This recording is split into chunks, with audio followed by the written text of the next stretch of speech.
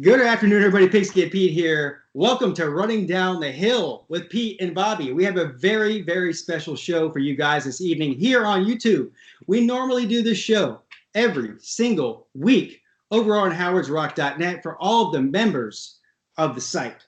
But we thought, hey, let's give the people what they want. Let's bring it on YouTube and let them know what they're missing over there on howardsrock.net. It is the site for Clemson fans like no other, also volunteer fans or any college football fan.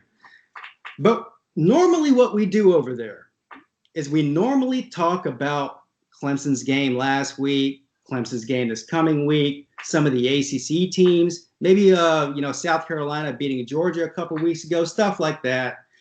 But today it's all Clemson and it's all about the hate. Bobby, how you doing, sir? I'm telling you, man, if I were any better, I would get so excited I'd blow up and ruin the paint around here. I'd have it, hopefully there's something in the wheel to fix the rim. Man, I'm doing great. I'm really doing great. Glad to be on the show with you this week. Last week I missed. I was out of town. But it's a great day to be a true orange. Normally you would say true blue, but I'm trying to be clever. True orange Clemson fan. Yes. Great day to be a Clemson. But it kind of sucks at the same time. We'll get into that. Right. So, first of all, I don't even know whether to call you Bobby or Brian right now because everybody on YouTube. No, Brian. You can call me Bobby, just to cut down on the confusion. All right, I'm gonna call you Bobby because that's what everyone knows you as. First of all, before we even get started here, right. For anybody who's watching this on YouTube, if you're a new subscriber, an old subscriber, whatever you are, maybe you're an Ohio State fan, maybe you're a Georgia fan, maybe you're whatever, who knows what it is. This guy, Bobby Dirkens, or Brian, as I know him as, is a Clemson YouTuber and one of the best out there. One of the funniest guys on the planet. Even if he wasn't a Clemson guy and I came across his channel as a college football fan, I think it was funny. So listen, go check him out. If you take him seriously, then you've probably got other problems in life other than that. Tons of problems, Pete. Tons of problems. I will give you one of the Bobby Dirkens here for you. See, that's all I have to do. Here we go. See, that's what I'm talking about. I don't think you did yourself any favors by doing that, though. No, I didn't. No, you didn't. But anyway, all of us Bobby Dirkens fans know what that's all about. All right, so we're going to listen. We got a lot of topics to get into tonight. Over the past week or so, well, really all season, but I'd say definitely over the past couple of weeks, listen, there's not too many people out there on YouTube representing the Clemson Tiger Paw like me and you are. Now, I won't say there's not other ones. There are some other ones, probably too many to be named. So if I'm leaving you out, I don't want to leave you out and say I'm not acknowledging you. But I'm more familiar with you than the rest of them. But the hate that Clemson is getting, not only on YouTube, I mean, that's the small little world we live in, but in the mainstream media, in the polls, which we'll get into the polls in a minute. I could care less about the polls. The only real poll that matters comes out next week, and that's all there is to that. But the amount of hate, and by the way, the amount of misinformation that's going around about this year's Clemson team versus last year's Clemson team versus the year before that and the year before that. So we'll go back 4 to 5 seasons even. It's such bad reporting. It's pitiful, Bobby. It's pitiful. So are you feeling the hate over on your channel? I know on my channel, there is so much discipline in the comments section that I look at it and I go, look, it's one thing if you're an Alabama fan. If you're a Georgia fan, which if I'm a Georgia fan, I tuck my tail and I run. If I'm an Ohio State fan, I can understand the excitement. I mean, I do have to look at my schedule and I have to look at what happened the last time I was in the college football playoff when I lost 31-0 to Clemson. But there is a disillusion with this team. They have absolutely no clue who is on the team anymore. Here's the number one thing, and I think you'll find this on your channel, and anybody out there who is even a semi-Clemson an ACC homer, everybody comes back to we lost our 4 defensive linemen. So when we lost our 4 defensive linemen, which, by the way, I believe that was the best defensive line in the history of college football, they're gone. That did not mean the rest of our team just vanished and that they were gone. Let me cut you off real quick. Yeah.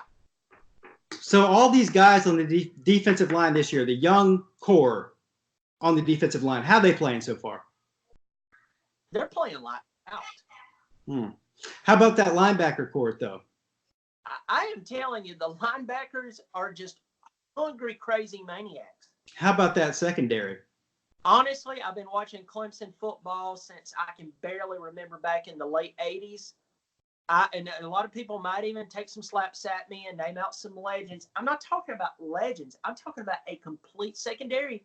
In my opinion, this is the best secondary we've ever had in the history of Clemson. Oh, I can already hear people crying in the comment section. It's almost like a warm shower raining down on my head. It feels great. Look, here's the bottom line. The preseason narrative versus reality after more than half of a season. Now, listen, they played 7 games now. They only played 12 in a regular season, so they're more than halfway through the season. Right. The preseason narrative was Clemson's defense is going to take a step back. How could they possibly replace that NFL defensive line? There's no way the defense can live up to the hype. The defense is playing better than it did last year by every measurable. Now, I won't say, style points wise, but every stat you can look at, I mean, sacks, tackles for loss, quarterback pressure, points per game allowed, which is really the most important thing. I mean, the total objective of a football game is to score more points than the other team. Last time I checked, unless maybe I'm such a Clemson homer that I forgot how football worked.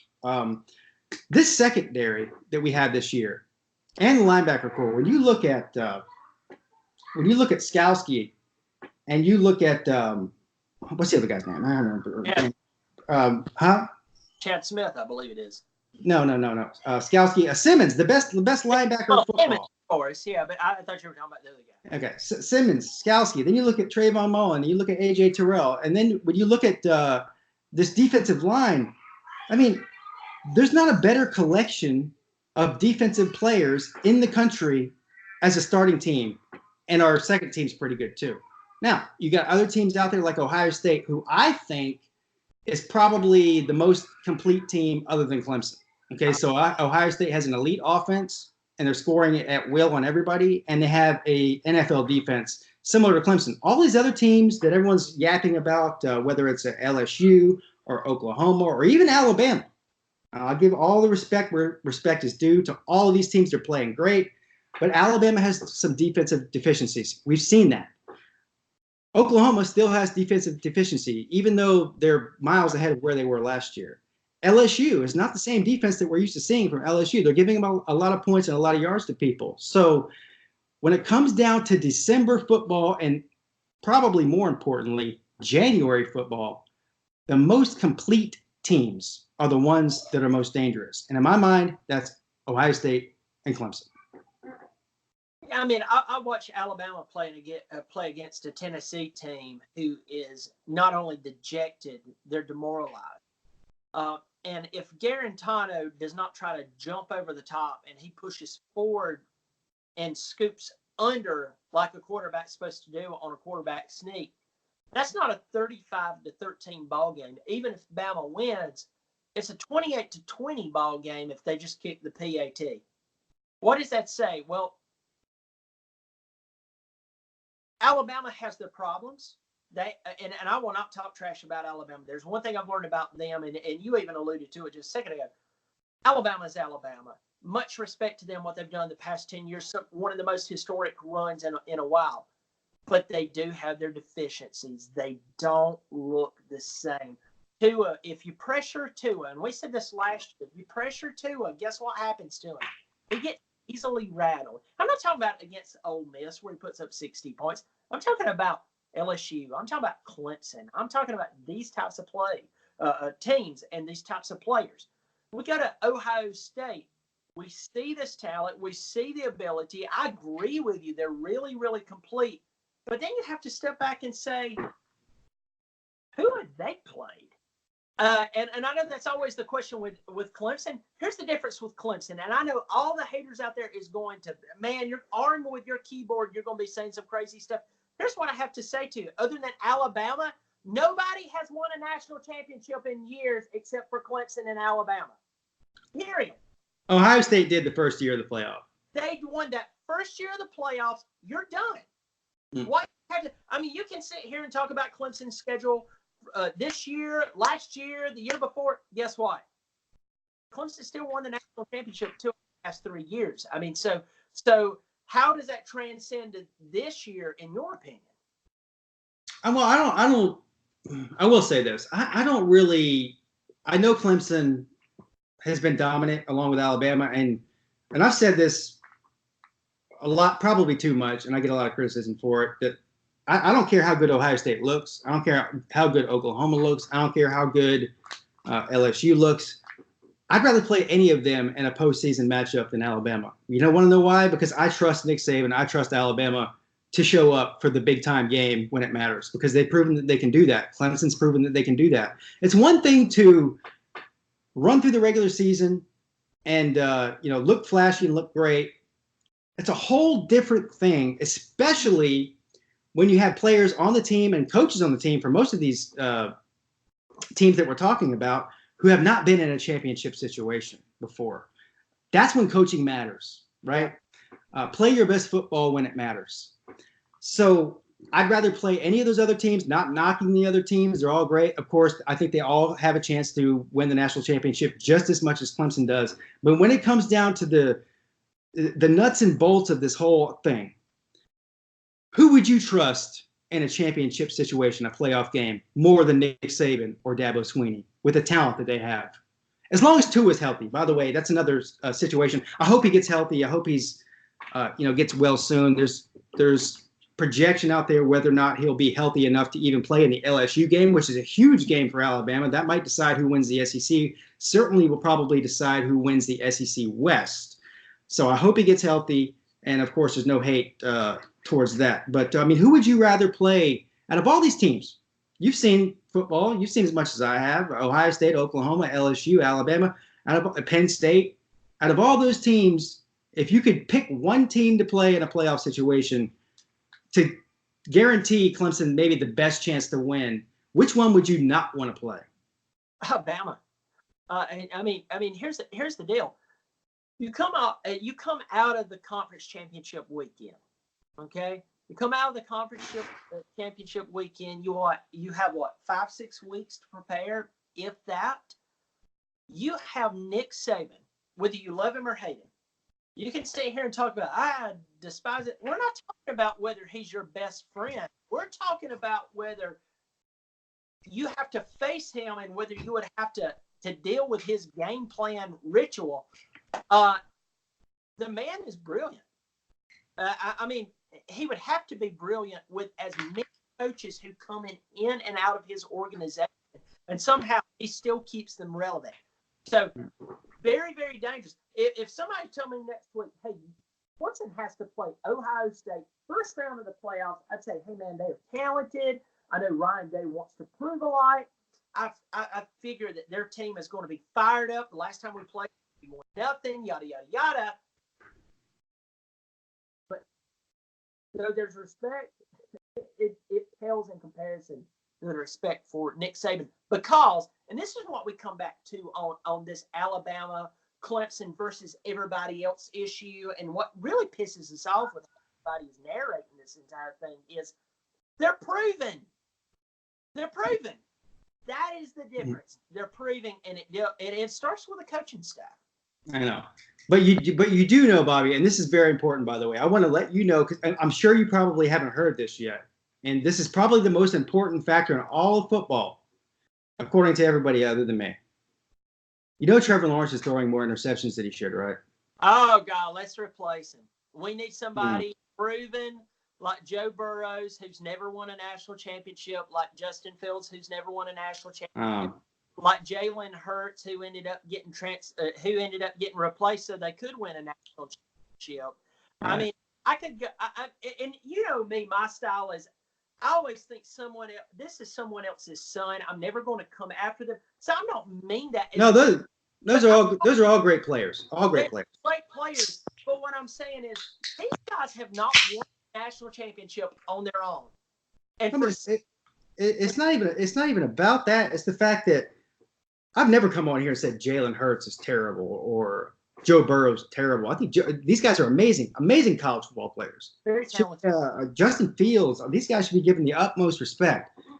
But the difference between me and these other people is they'll come on and say Trevor Lawrence is no good. He threw this many interceptions. He's throwing 8 interceptions in the first 7 games. That's not championship. If he continues to do that, Clemson won't win the national championship. Last time I checked, and it's been a while, I haven't checked since 30 minutes ago, it's a team sport. Yeah. Defense wins championships. And by the way, forget the defense. We've already went over the defense. We're a consensus that this defense is as good or maybe even has a higher ceiling because of the back end of the defense than what we had last year. This offense is, other than the interceptions by Trevor Lawrence, which is concerning and maybe a problem that could be cleaned up, is just as good as it was last year. They're putting up as many yards per game. They're scoring as many points per game against really the same amount of talent that they were playing against last year. So people can't say, oh, well, you were playing against better talent last year. It was still the ACC sucked last year. We played A&M last year. The same played them this year. Syracuse is better last year than they were this year, but Louisville is 10 times better this year than they were last year. I mean, it's a bizarro world that people are living in, and they refuse to look at the facts. They want to say if you throw 8 interceptions as opposed to 3, you're not a championship team. When you look back at 2016, Deshaun Watson threw 16 interceptions. 16. That's what Trevor Lawrence is on pace, if he continues to throw a lot of interceptions, to do now. What did Deshaun Watson do that year? He went to New York for the Heisman ceremony, came in 2nd place. And, by the way, just for a reminder, he went on to win a national title for Clemson for the first time since 1981. Now, does that mean that Clemson's going to win the national title this year? Of course it doesn't. But equating an entire football team on offense and defense, when there's 22 players that are starting on these positions, 11 on each side, to one guy throwing a couple of bad interceptions is moronic. And I know, I've already been led to believe this. People have pointed it out. I should not be calling people morons on YouTube. It's very, very childish. So instead of calling them morons, I'm going to resort to the more mature way of calling them what they are. Unintelligent morons. Well, thank you. I was very worried there. I was afraid we would get banned here. I remember when Watson was in his junior year, we win the national championship, but up to that point, hindsight is always 20/20. You hear that very cliche statement. Everybody will come out of the woodwork and say stuff like, well, but it's like, no, dude. I remember when he snapped the ball against NC State, which, by the way, we only won that game because they shot the field goal only about 30 yards out. I still don't know how that happened, but I'm not complaining. I despise NC State. But he threw a pick 6 in that game. And you're like, how did Deshaun Watson not see that? How did he not gather, there's a DB hiding behind the defensive end? I mean, there was a lot of us who was going, man, this guy's, his numbers last year as a sophomore was way better than what it was as a junior when he wins the national championship. I understand why people are trying to pick this thing apart, but I think that they also need to look at history, and that is the problem with our critics in the Clemson community. And there's even people in the Clemson community who's losing their mind, who's going, oh, man, we're this. Hey, the only game that is pissing people off is that 1-point win against North Carolina. A very pesky North Carolina team. Right. Now, listen, I won't sugarcoat it. There's no way that Clemson, with their talent and their coaching and just everything, should be struggling with North Carolina, right? Right? Nope. Well, okay. What happened to Wisconsin last week? They lost. They didn't play close. So I'm not comparing Wisconsin to Clemson. But there's a higher standard set for Clemson. But they lost to an anemic team who hasn't been good in years. At least we can say 3 or 4 years ago, North Carolina won 10 games. I mean, Illinois hadn't done that, and I don't know. I guess Butkus was there. Yeah, but if you look at the schedule for Clemson, which has been the same schedule for a long time, and it's one of the biggest criticisms that you hear is they play a weak schedule. Yep. So I'm sure you remember, Bobby. Back in 2013 or prior to 2013, the whole Clemsoning moniker came about, where they would beat a top 10 team one week, and the very next week they would lose to an unranked team. Now, obviously, that's changed since then. But back then, the consensus was, or what Clemson fans would hear was, well, this is the reason that Clemson can't compete with the elite teams in college football, is because they play a weak schedule in the ACC, and whenever they go up against, consistently against top-tier teams in the country, they're going to fold because they're not battle-tested. And then that transitioned all of a sudden, magically somehow, to, well, the only reason Clemson beats all the top 10 teams and wins national championships is because of their weak schedule. So, I mean, I don't know how you can have it both ways. The narrative changes to fit whatever people want to do to criticize what this team has done. But the reality remains the same. And all I cared about is reality. I don't live in a fictional world. The reality is that there's nobody other than Alabama, I think they're tied, that has more top 5 wins, that has more top 10 wins, that has more playoff appearances, that has more national championships than Clemson. Yeah. In the past half of a decade. Yeah. And that's not going to change because Trevor Lawrence decided to throw it to the wrong receiver last Saturday, or if they, had a couple of false starts in the fourth quarter against North Carolina. Yeah, I mean, well, let's break down each conference, and we can do this in about 20 seconds. The Big Ten. Big Ten has Ohio State. Who else do they have? Nobody. I mean, Wisconsin's good, but Penn State. Maybe, and we know how that goes. I mean, we know what's going to happen. Ohio State's going to drop the drawers and crap all over them. That's going to happen because we saw Penn State start to struggle towards the end of the game against Michigan. Yeah, I'm not sure about that. Well, yes, I don't disagree with you that I think that Ohio State's miles better than Penn State. Yeah, but based on what we've seen this year in college football, with a lot of parity, Penn State's not a terrible team, right? I mean, they're true. They're good. They're a top 10 team, talent wise and record wise. So is it completely out of the realm that they can beat Ohio State? No, it's not. But I guess when you look at those two teams versus the 10 or 12 teams who's in the conference, it's not amazing. Let's go to the Pac. Who's the team in the Pac? I mean, one week it looks like Utah, next week it looks like Oregon. If Washington's hitting on all cylinders, I'll tell you right now, Washington looks pretty doggone good. Let's go to the Big 12. Big 12, it's Oklahoma. I mean, Texas, I don't care what they screamed out at the end of the Sugar Bowl when they beat a Georgia team who didn't be there. They're not back. They haven't been back. I don't care how many talking heads on the big networks are screaming, they're back, baby. Well, you should be fired for not doing your job well, because they're not back. They did okay. They did good like they're not back. Let's go to the SEC. There's two teams in the SEC that I truly believe are dominant, and that's obviously Bama. LSU still has a lot more to prove. We've talked about their defensive numbers actually decreasing. The offensive numbers look way better. I mean, this is a team that you were just looking for a game manager if you could just get them at quarterback position.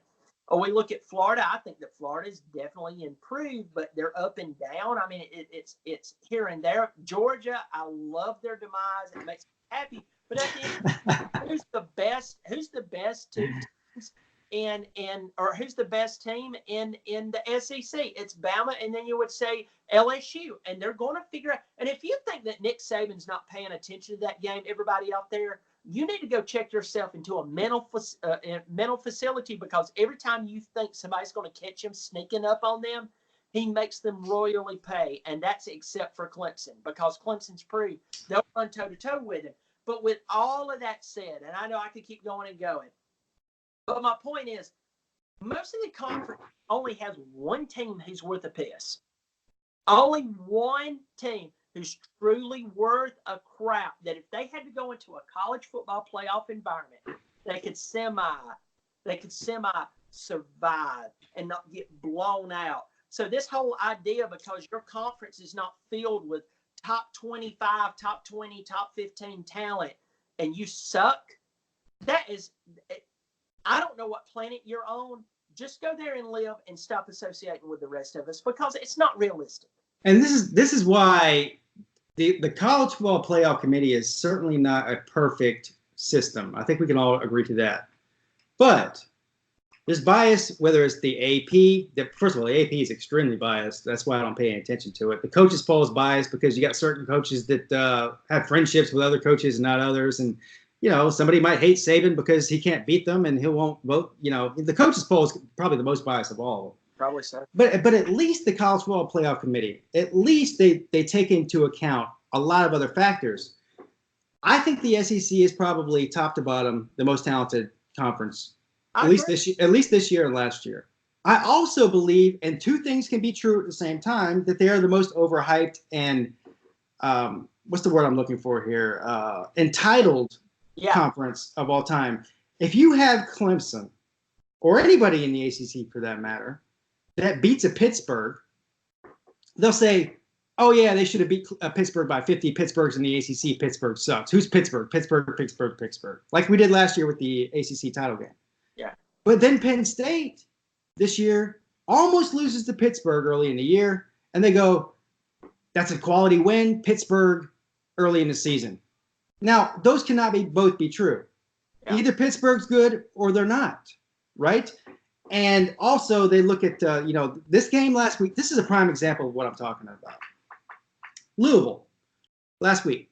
Last year, Louisville was a dumpster fire. I mean, they were one of the worst teams in America. I think they only won 2 games. Even when they played Clemson, we were at that game together. I think it was 77-14 or somewhere in that range. They were all terrible, awful with Petrino, and he got fired. Scott Satterfield comes in this year. When Clemson meets them and goes into Louisville this past weekend, Louisville is a 4-2 football team. Louisville was averaging over 35 points a game. Louisville scored 60-something points the week before against, who was it? Forest. Wake Forest. Another team that's, not terrible. They're not great, but they're not terrible. Clemson beats Louisville 45-10. They drop in the polls. Everyone says, "Oh, yeah, Louisville sucks. That's Louisville. They're in the ACC." So there is I don't care what anybody says, there's definitely a bias. But this is the reason that I like the playoff committee more than what we had before, because they look at not just what the public perception of this team is. They look at their body of work, their record when you played them, their ranking when you played them, all the metrics.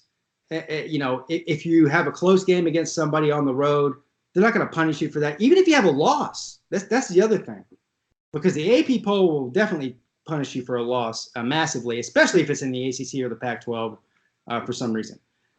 But the playoff committee will not do that. They'll say, well, if you go on the road and you lose by a point to an unranked team, is that really as bad as losing by 30 points to Iowa or Purdue, like Ohio State did a couple years ago? So there's more discussion going on and level-headedness going on in that room than what you would get from an Associated Press, which, by the way, everybody cares so much about the AP poll. I don't. Right. I don't understand why people care about the AP poll so much. Not only because it doesn't matter, but let's look at the facts. The reality of this is the AP poll is a bunch of sports writers. That's it. Yeah. It's a bunch of sports writers. Do you trust the fate of your football team? And not just if you're a Clemson fan, if you're an Alabama fan, if you're an Ohio State fan, if you're an Oklahoma fan, if you're a fan of Penn State, Michigan, whatever. Do you trust the fate of your football team to be put in the hands of a bunch of writers as opposed to a more objective and more diverse group of people like what you have in the playoff committee? I think if you're an idiot, yeah. Writers are regional. Don't you forget one moment that there are writers who graduated from certain schools and they hate certain schools so much, and then they have conference pride and they're going to vote the way they think. I mean, that's like if you ask an SEC-er who's going to win the national championship this year. Well, I tell you, it's either Bama or LSU, and it's like, really? Well, why do you believe that? And well, you got to look at tradition. You got to look at this, you gotta look at that, and it's like 75% of what they say is just absolutely outlandish. So no, I don't trust the AP poll for this. I've said it. You've said it. Clemson can drop out of the AP poll for all I care. They can drop all the way down to what is it? Number 132. Who cares? That poll that comes out in December, I think it's the first weekend of December. Forgive me if I miss the weekend. That's really the most important poll of all. But Bobby, didn't you know that Ohio State has more Heisman winners and more national championships than Clemson does? That's all that matters. That's all that matters. Well, what about Harvard or Yale? Man, they got a bunch of national championships. Yes, I vote for one. I'm going to go ahead and put a petition. I'm going to go start a GoFundMe account, a Facebook page, and everything else. We need to put Yale and Penn. I think Penn is the all-time leader in national champions. They both should be in the college football playoff because they have all those national championships. That goes without saying. Right. Yeah, I mean, and that's and here's the one thing, and I've heard this from a lot of people. I know you have on your channel, and I'll agree with you to a point. Basing this year's performance off of last year's team is not completely right. Okay, all right, I'll give it to you. But what has our team done, man? We have one close game with North Carolina where we played. How many of you out there, if you're Ohio State and you're going to go play North Carolina, are you excited to play North Carolina? None of you. I don't care what you're saying, you're lying. You would not be excited to go play in Chapel Hill. You wouldn't care that Mac Brown is back. You wouldn't care about their freshman quarterback. You wouldn't care about anything. You would be looking to next week. You would do it. And that is what all I'm saying is they win by 1 point. And then all of a sudden they're pissy. Trevor Lawrence isn't throwing for 500 yards per game. So that means he sucks. He's talentless. He has no NFL career. All of this stuff does not make sense. It's what's being said. But I will say this, and I said this just a second ago. You can't base a team's performance off of last year unless the majority of that team returns, their coaching staff returns, except for that game, they've been blowing out everybody. Well, I don't even necessarily know if you have to base it on last year, but I will base it on this. So if you're a Georgia fan, yep, or even just an objective person out there who watches football, so Georgia loses at home, although it's a double overtime loss to a division rival in South Carolina. If Georgia goes on to run the table, win the SEC East, and somehow find a way to beat either LSU or Auburn or Alabama, or whoever it is that comes out of the West, do you think they deserve a spot in the playoffs, Bobby? I do. Maybe.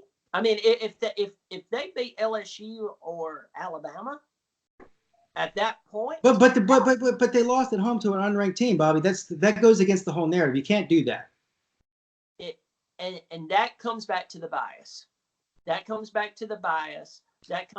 to we don't like Clemson for some reason. And you and we've been doing this just long enough. I've only been on here for 3 years. You've been on here for 2 years just last week. Happy birthday, by the way, to you.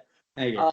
You said some really nice things about me. I don't know how much money I got to pay you, but I appreciate it.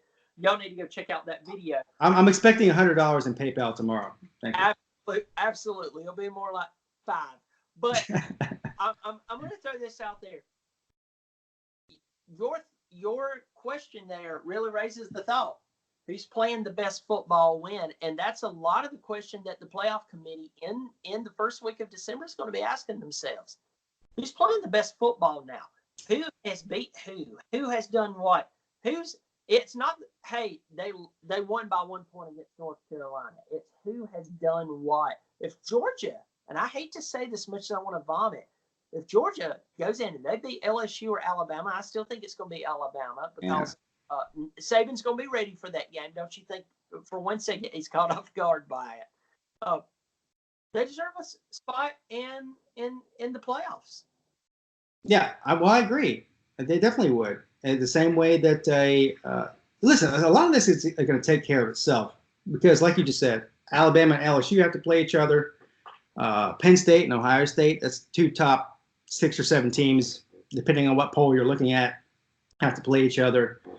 So, yeah, some of this is going to take care of itself. But the idea and the, I guess the groupthink that goes out there, and you probably heard this, and this is almost so ridiculous that it's not even worth talking about. I'm going to talk about it anyway, just for the purposes of this show and the entertainment of this show.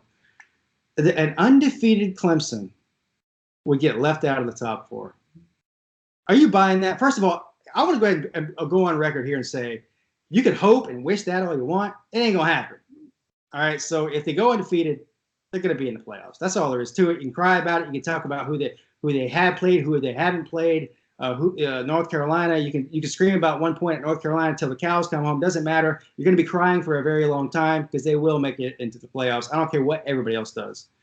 But the problem is with the perception of the ACC, and let's be honest, the demise of some of these teams in the ACC and rebuilding, that they may not afford to be able to lose a game, right? So if they lose to South Carolina, which we both don't believe will happen, that might end up leaving them out of the playoffs. But meanwhile, any other team, whether it's Ohio State or LSU or Alabama or Georgia or anybody in the SEC for that matter, maybe even Oklahoma, if they would lose one game, we can consider that, because of they are perceived to have a better schedule than what Clemson has. Are you buying into that at all? What I see a lot of right now is a early Christmas list. An early Christmas list of people who doesn't want to play Clemson. They beat their chest. They talk about how bad Clemson is. They talk about how weak they are. They talk about how sucky they are. They talk about how the only reason they're any good when they get into the playoffs is because they're not playing such a tough schedule that they're not beat down and all of this bunch of stuff. Hey, look, keep rolling that up. You smoke it however you want to, but at the end of the day, there's a lot of you would be pissing your drawers if you knew next week you had to play Clemson. And that's okay. You can put in the comment sections whatever your fingers wants to lie and say. If you play Clemson, you would pay next week. You would pay. You would pay very, very dearly. And the reason why is when Dabo Swinney's got to play somebody, he focuses so much attention on it. And by the way, he is a freak at defensive coordinators. So even if our offense is a little off, guess what happens? And I'm not knocking our offensive coordinators. I'm just saying he has a maniac as a defensive coordinator. Your quarterback will walk out with probably a concussion, not landed on him in a dirty hit. No, we're just going to hit him that much. So what I'm seeing is an early Christmas wish. We don't want to play Clemson. We'll talk a little bit of trash about Alabama, but we still revere them. We hope that we can play Ohio State because there's still questions there of who exactly. I mean, my God, they beat what? Northwestern, one of the worst teams that I think Pat Fitzgerald's ever had at Northwestern. They're 1-5. 52-3. 52-3, 1-5, like you said. We have Oklahoma. I have respect for Lincoln Riley. I think you said on one of your shows the other day, he's probably the greatest offensive mind in the country right now. I totally agree with you. By the way, go check out Pigskin Pete's page. But I just said that. Oh, you owe me $5. Hopefully that'll work. We're even now. Good call. Good move there. I like that. Yeah. My family takes all my money. But here's what I'm saying is I have respect for these teams. But if you are going to sit there and you're going to say that the Alabama and Clemson, but mainly Clemson, that's all we really care about, that they could be left out, even if they go undefeated, I think college football wise, I think you're a moron. I really think. No, you can't say that. That's against the rules. Can't say moron. I'm sorry. Actually, I forgot where I'm at. You're allowed to say whatever you want on here. Well, I think I'll put it this way. I think that you may have one or two more chromosomes bouncing around inside of you than you. You know, look. Here's what gets under my skin, and when I say get under my skin, it doesn't really get under my skin, but it's like that gnat that keeps going on your eyelid, and you keep slapping at it, and you end up slapping yourself in the face. That's what some of these people are like. I give all the respect in the world to these top teams, whether it's Oklahoma or Ohio State or Alabama or whatever. I don't say I have never been on camera in my entire YouTube career or in my personal life and say, oh, if we lined up against you tomorrow, we'd beat the crap out of you. And we had every reason to be saying that. I mean, we hold all the chips. We've got the 2 out of the 3 last national championships. We destroyed what many people believe to be the best team in America, or maybe in history of college football last year, 44-16. And still, I don't go and say, if we played you tomorrow, we'd it'd be a 50-0. But that's what they're saying about Clemson. These guys, this is how delusional, and I don't even know if it's delusion. I think it's past delusion. I think it's just, it's a total, what they want to happen compared to reality is so far apart that they go off the deep end. And you read the same stuff I do. Oh, if Ohio State played Clemson this week, they beat them 40-7. Or if LSU played Clemson this week, it would be a blowout. It would be over by the second quarter. Really, do you really believe that? I don't think that people really believe that. If you do believe that, then you are definitely clouded by your judgment. I think you need to give the respect where respect is due, which is why I give respect to Alabama and all these other teams. People are waiting. They're sitting around and waiting.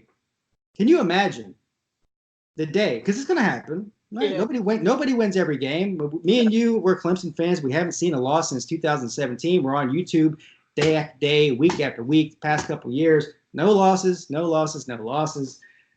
Man, when they finally lose a game, whether it's this year or whenever it is, it's going to happen, right? Just imagine. Oh, see, you suck. That's going to be the first thing. See, you talk all that stuff, and Clemson lost the game. Oh, I mean, come on. Of course they're going to lose a game sometime. I mean, this is college football, people. Wake up. This is not look, it's not a dream. We know who's the best teams are. We know who the good teams are. We know who most of the time the bad teams are. Yeah. Anybody can lose on any given day. And the day that Clemson does lose, if it's next week against Boston College or this week against Boston College, if it's in November against South Carolina, if it's in the ACC championship against whoever they play, if it's in the playoff against whoever they play, it's fine. My life is not going to change one iota, and believe me, I'll be fine. And that's what a lot of people are saying on my boards. Exactly what you just said. If Oklahoma lined up against Clemson this week, I would, my thought is, first of all, Oklahoma, Lincoln Riley's talented. Jalen Hurts, I love how he was a piece of crap when he was at Alabama when they had the chance to have Tua come play for them, and now they're acting like, well, we were pulling for Jalen. No, you wasn't. I read what was on my board. You said some indespicable things about that guy, and if it was Dad, I'd find you and stomp a mud hole in every one of your tails for it because it was disgusting. But Oklahoma's very talented. Alabama's very talented. I know that goes without saying. LSU, man, they look great. Ohio State looks great. I would not look at you and tell you there's no chance in those guys beating them. No, I'd look at you and say it would be a great game. I might believe my team is going to win. But the outlandish stuff that people are saying, they're saying it either for two reasons. It's either because they're an idiot when it comes to college football, or it's because they're making a wish list. It's not even hey, I think it would be a good game. I think that we could dominate you, and I start breaking it down. Man, I respect it when somebody breaks down why they believe it, and it's realistic stuff. It's not Santa Claus wishes and Easter bunnies here and there. But when you just come up and say, man, just get off. I mean, appreciate the comment. Get off my page because you're just spewing stupidity. That's just go somewhere and get lost. I mean, it's not logical. Yeah, all the people that go and spew stupidity over on Bobby's page, come over to my page. I welcome it. As a matter of fact, I love it. And it's great. Let's talk about the Andrew Booth situation from last week. So Andrew Booth for Clemson, for anybody who doesn't know, got ejected. He actually got ejected from the game in Louisville for punching another player, completely uncalled for, before the refs even ejected him. Dabo Swinney saw the play live on the sideline and said, "Get him out of here, take him to the locker room." And then whatever it was, 30 seconds later, the refs came on and said, personal foul, player so-and-so number is ejected from the game. They made him ride home on the bus in a three-piece suit. And I don't know. I like this. Do you like this? Because a lot of criticism saying how dare Dabo, make this kid. They're riding back on a private jet or whatever it is, and Dabo is this Christian, God-fearing guy, and he's making this poor college kid ride back on the bus. Maybe some of you fans of other teams out there need to start paying attention to what Dabo Swinney is doing with building a culture. This is the reason you don't see 15 players from Clemson getting arrested in the offseason, right? It's because there's expectations and there's a standard to live up to as far as on and off the field. How is doing the right thing? And this is what he did. Dabo Swinney did the right thing and what he did with Booth. Hey, listen, he didn't put him on a Greyhound bus with a bunch of crackheads. Okay, he sent him back on a I think probably a team bus, but by himself, where he wasn't with the team. Okay, believe me, he wasn't living in dire straits. He wasn't in a dangerous situation. Do you think that bus ride back from Booth, from Louisville to Clemson, South Carolina, wasn't enough time for him to think about what he did? And probably first and foremost, the most important thing, do you think that you'll ever see this kid, Andrew Booth, throw another punch at another player in a game again for the rest of his Clemson career? Great move by Swinney. This kid is going to go. He was the highest rated recruit we signed last year. And Swinney looks at him and goes, "I know you were probably God there in the Atlanta area. I know that you were one of the best players in the country. I know that you were heralded by every team. You probably date the hottest girl in high school and probably date one of the hottest girls here. I'm Dabo flipping Swinney. You threw a punch at a guy on the ground. And even if he was saying ridiculous stuff to you, you've got to handle it better. You got to come to the sideline. You got to talk to us. We got to talk you off the ledge. We got to let the officials know if he was saying something that was nuts or crazy. But at the end of the day, you don't do that. That's number one. Let's go back to this. I'm going to unpack this. Just give me a second. Another thing, we've talked about this. Dabo Swinney goes to his current players when they're recruiting somebody and says, "Does he fit our culture?" We don't care how many stars is beside his name. Does he fit our culture? Oh, he doesn't. We stop recruiting him. A lot of people think that's a bunch of bull crap, and they're grasping at straws pointing at the PED thing from last year. I'm telling you, if people was using PEDs all over this team here and there, they would catch more than 3, including one of the 3, a scout team guy. Next thing about making him ride back on the bus. First of all, how many snowflakes are out there, you bunch of wusses? When somebody does something bad, you got to make them pay. I'm not talking about make them pay to torture them. I'm talking about to give them a chance to look and say, "I was a dummy for punching a guy on the ground in a game we were dominating. I'm a 5-star recruit. What the crap is wrong with me?" Next thing, by the way, everybody out there don't know this, but my dad used to drive for a company who drove like the New York Yankees, Dallas Cowboys, all the big football teams. My dad has stories. I begged him to write a book.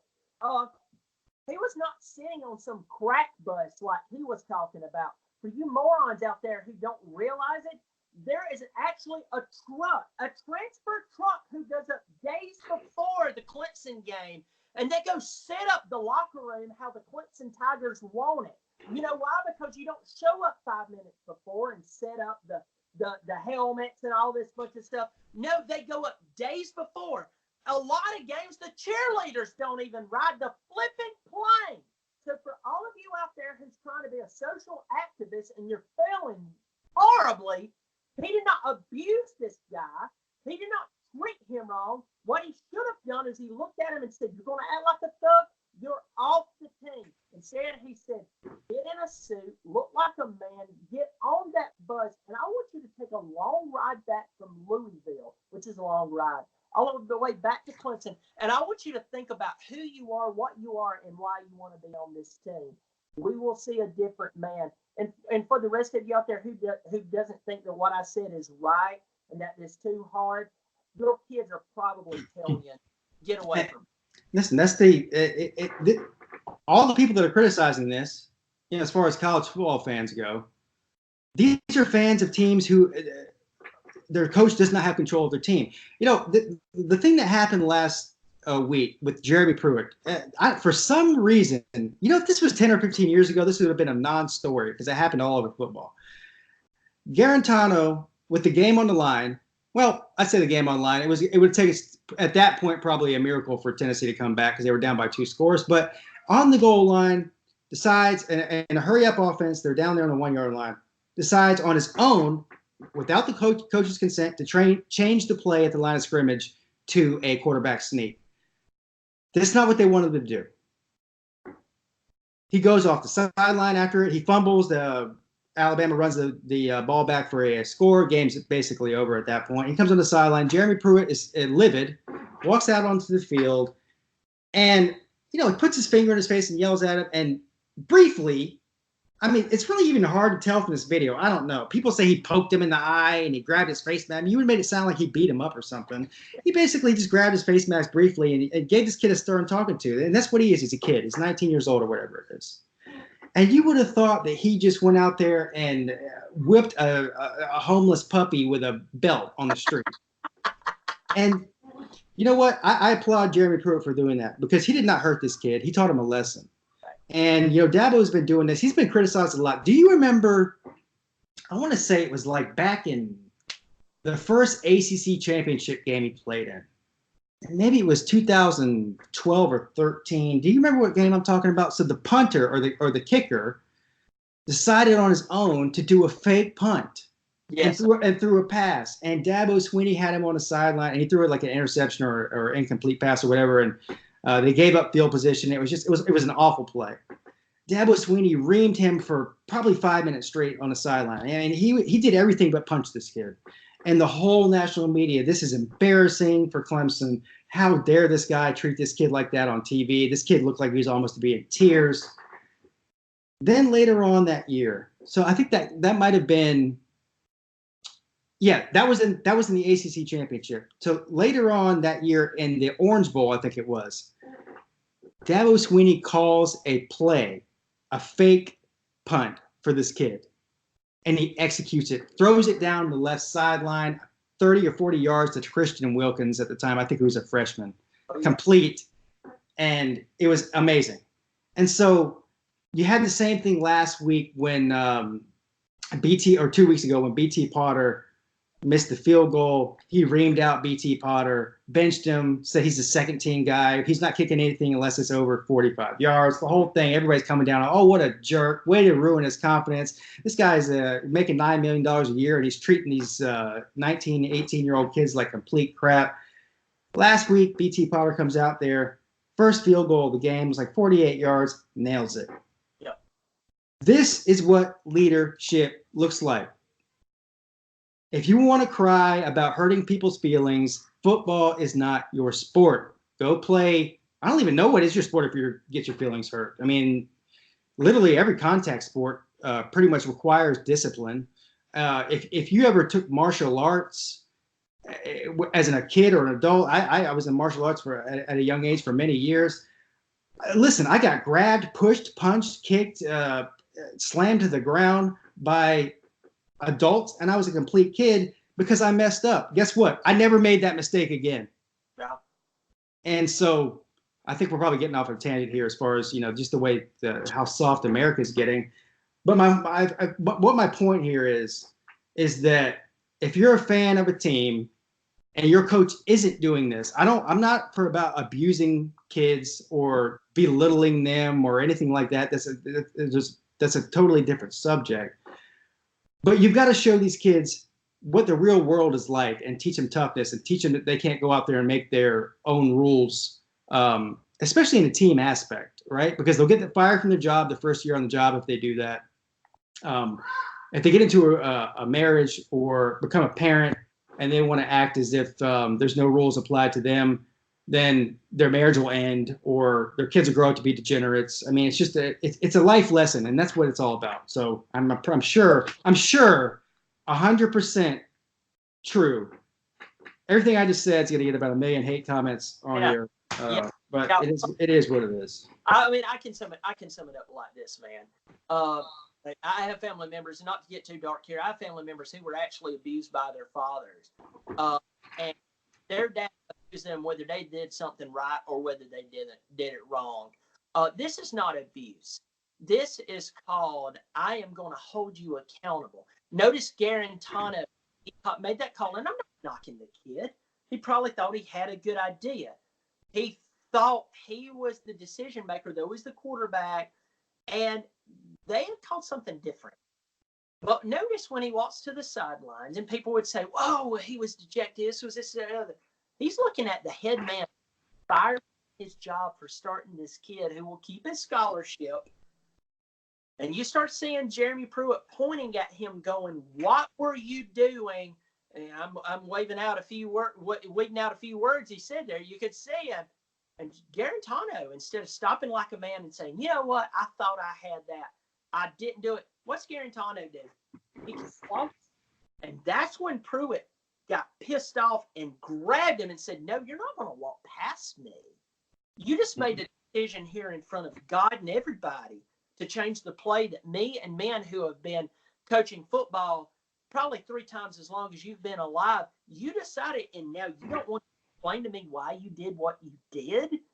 That was, if he would have jerked his head all around and shoved him or punched him like Woody Hayes did Charlie Bowman when Clemson picked off the pass and the Gator Bowl, hey, man, I'd be all for it. We got to fire this guy. We got to get rid of him. There's no place for that in the game. He didn't do that. And the same thing with Sweeney here. He's holding them accountable. You've got to look, especially at men who is in these really, really amped up games. And you've got to look at them and say, hey, who cares if you can bench press 450 if you don't have the brains and the self-control to do what you're supposed to do? You're just a strong idiot. Look at some of the most talented players in college football just in the past decade or so. You've got Chad Kelly. Chad Kelly is a guy that was a highly recruited quarterback that played at Clemson, threw a temper tantrum, cussed out the coaches on the sideline because he didn't get to start the game. Either that or he was pulled out of the game. And Dabo Swinney said immediately, he didn't even make it to the locker room. Dabo Swinney said, "You're off the team." He was still in his uniform. He said, "You're out of here." What did Chad Kelly go on to do? The same thing at Ole Miss, the same thing for the Denver Broncos, getting arrested. I mean, the guy wasted all that talent because nobody other than Dabo Swinney told this kid that you can't act like a complete jackass and get away with it. Johnny Manziel, another example. Johnny Manziel, one of the most talented college football quarterbacks of all time, drafted first overall to the Cleveland Browns, wasn't given any discipline whatsoever at A&M, wasn't given any discipline whatsoever when he went to the Browns, ended up being a complete failure. And I don't know. I hope the guy's doing great. Yeah, I hope he's healthy and all of that. But, listen, let me ask anybody this, and I'll leave it at this. You don't have to agree with me on this. You might say that there's no place for grabbing people's face masks or berating them and yelling at them and putting their finger in your face. If that's what you believe, that's fine. If you had a kid and they were going to play a collegiate sport, especially at a high level, like somewhere like Clemson or some of these other prestigious universities, would you want a coach that coddles them and doesn't teach them any discipline while you're not there to be a parent? Or would you rather somebody that actually cares about what they're going to be like in the future, past football? If you choose the former instead of the latter, you're probably not a very good parent. I choose Nick Saban. I choose Dabo Swinney 10 times out of 10 as a parent. Sure. 100% agree with you there. We both have boys. And I love them with all my heart. I love them so much that I don't want them to grow up and think there are no boundaries, there are no consequences, because here's the deal. If they believe there's no boundaries, they will believe they can go to the edge and never fall off. And that will be very dangerous for them. If you truly love your kid, you truly love your family, if you truly love your friend, you don't want that for it. Hey, listen, and all morals aside, let's even football related. If your coach isn't doing that, this is the reason your team isn't as good as some of the top 5 or 6 teams in America. 100%. That's the difference. If all things are equal in talent, what's going on at Clemson and what's going on at Alabama, these are the differences between, winning national titles and, and not. It's that, because you can recruit all the 5 stars you want, but if half of them end up getting arrested and kicked out of the program or on probation or whatever it is, then it's all for nothing, right? So, sure. I think we're preaching to the choir at this point. And I think we've run out of time, unfortunately. I did want to get into the South Carolina recruiting violation, but we don't have time for that. And actually, it's probably better that we don't, because I've already pissed off, and you've already pissed off pretty much everybody that's not a Clemson fan over the past hour. Yeah. If I went into this, I probably would piss off even Clemson fans, because I actually think that this is kind of a BS move by the NCAA. It's a minor violation, and the NCAA is a joke. And so it's probably best that I get off here before I start defending South Carolina, because that's not something I feel like doing in the first place. Yep. I agree with you. The whole deal. I mean, I believe in authority. I believe in sure that there's but I don't believe in overreaching. When you start overreaching, that's when people start despising authority. And I think this is even though I love my Tigers more than with the words, and I despise the Gamecocks, I think it's an overreach, and I'll leave it at that.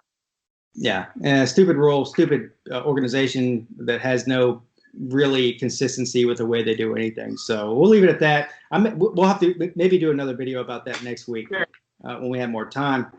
So listen, first of all, thank you everybody that's joined us here with for Running Down the Hill with Pete and Bobby. We do this every single week over on howardsrock.net. Go over there, sign up, become a member, especially if you're a Clemson fan, and you can enjoy these shows every week, along with a bunch of other shows that we do, and some other fun stuff that goes on over there. So thank you, Bobby. You are the man. You're kind. And let me tell you this: everybody know that Pete's running the howardsrock.net.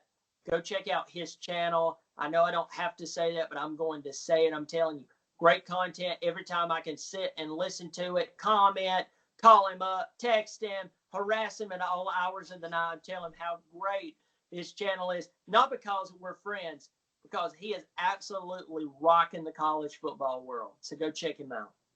Amen. I don't even know. I think I could go ahead and retire now. I don't think I could do much better than what you just said. So, all right, guys, everybody, thank you so much. We'll see you next time. Pigskin Pete, and